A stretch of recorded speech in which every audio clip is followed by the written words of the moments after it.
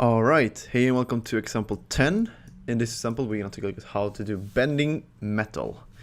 So since metal never really tears unless there's a lot of force acting on it, we are simply going to take a look at how to do bending today. So first of all, we only use the Warner fracture. We do use bullet for that. We're going to have to do some techniques after that to get the original geometry back, but we'll take a look at that later. But to do this, we need to be able to switch between a bending state in a state where the metal doesn't bend anymore. So to do this, we need to switch between two constraints. We need to switch between spring constraint and we need to switch between spring and glue. So that we're gonna do as well as some other things. But first of all, we're gonna set up the geometry and set up the constraint network. So we're gonna go ahead and fracture it the same old way. Here's some points, here's some fracturing. We're gonna do our constraint network like this. We're gonna create our constraint name, constraint type. The constraint name string is called spring. The constraint type string is called all. We're gonna pack the pieces. We're gonna group the bottom pieces so they are inactive. Let's take a look at which ones are inactive. So the red ones are inactive and the green ones are active. Yes, so we have some like an anchor or something like something that holds it up. Then we're also going to create a sphere that is going to be the RBD object that is colliding with this. We're going to give it some velocity inside the .NET. And we're going to put an out null for everything so we can find it easily in the .NET. Let's dive into the .NET and see what's in there. So in the .NET, we have our RBD packed objects, 250 points, our pieces. We have our sphere. We're gonna merge them together. We're gonna add some bullet solver and let's play it. And it basically just breaks like this when we play it. We're gonna connect that to a constraint network. Let's just make sure that the network works by doing that and clicking show guide geometry. So you can see we have a bunch of spring constraints here. Let's enable geometry again. Let's go ahead and hide this. So in the spring we have here, we want to put this data name to spring and the strength to 50,000, damping to 0.05. And then instead of doing a switch here, we're gonna do a merge, and we're gonna add a glue constraint relationship in here with a strength of 100,000. And the data name is gonna be called glue. Remember how the data name is now currently on all points spring, but here it's called glue. That is basically what we're gonna switch. So for points that exceeds a certain angle, we're gonna switch the data name from spring to glue for these, which means that they are going to be glue constraints. They're going to be switching from spring constraint to glue constraint based on the angle. So if the angle exceeds a certain amount, they're going to be switched, and the glue constraints are going to be still. That's how we get like the sudden like dampening of it, which is going to be really cool. So how do we switch? Well, we can use a subsolver this time as well. So we're going to pipe a subsolver into the third input of the constraint network. Inside of the subsolver, we're going to grab our relationship geometry. We're going to add an attribute wrangle. We're going to run it over primitives. We're going to do an if statement. So the if statement is going to be not removing anything. It's just going to be changing an attribute. So we're going to change the attribute s@constraint name that currently for everything is spring. So if the angle of the primitives, of the constraint primitives, exceeds 0.2 or is greater than 0.2, the constraint name will be changed to glue. And this is how you write that. s@constraint name equals glue.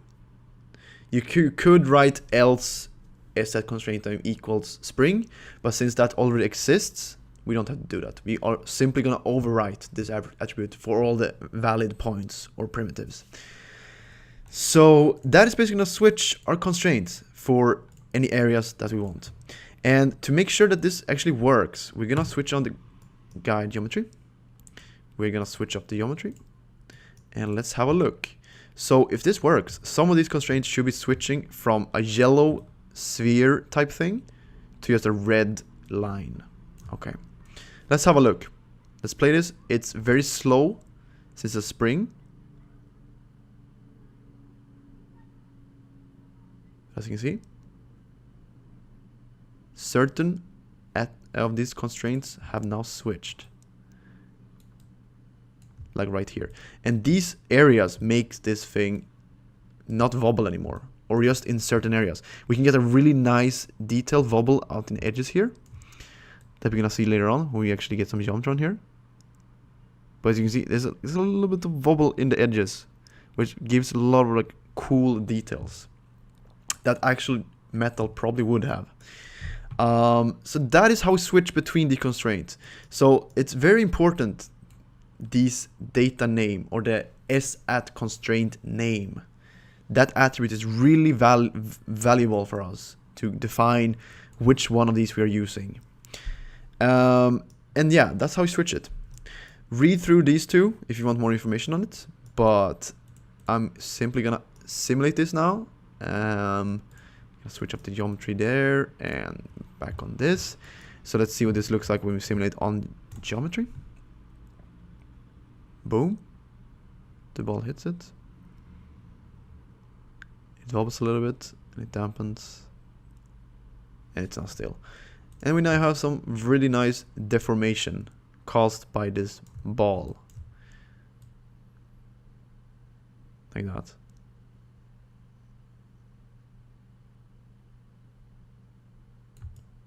It looks quite nice.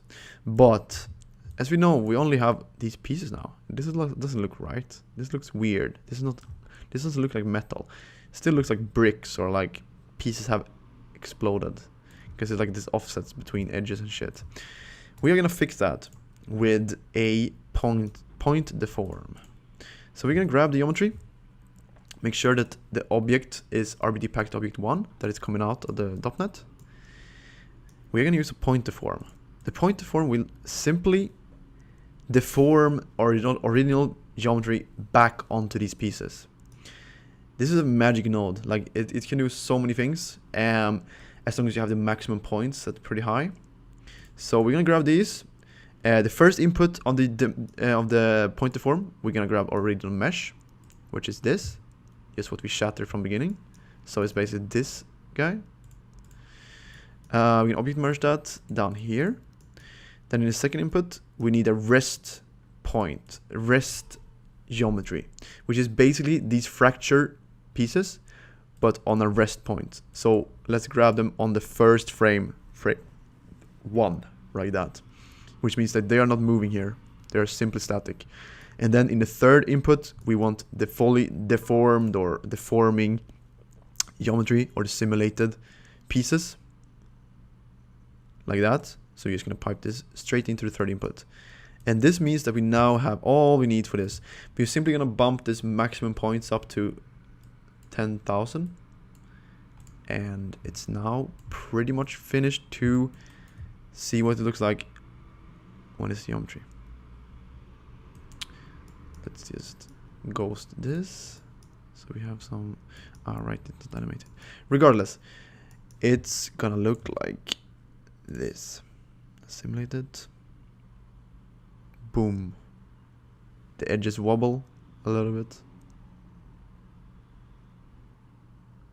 And they come to a still. Poof.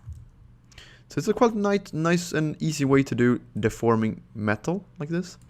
If you want to do ripping metal, it's a bit trickier, but you can still be done with sort of the same setup. You just have to define the constraints a little bit better. Yeah, that's basically how to do it. So point deformer and how to switch between constraints. That's basically what we take away from today. Read through all the notes on this. It's a very cool setup and some very interesting things. And yeah, I'll catch you guys in the next example. Thank you.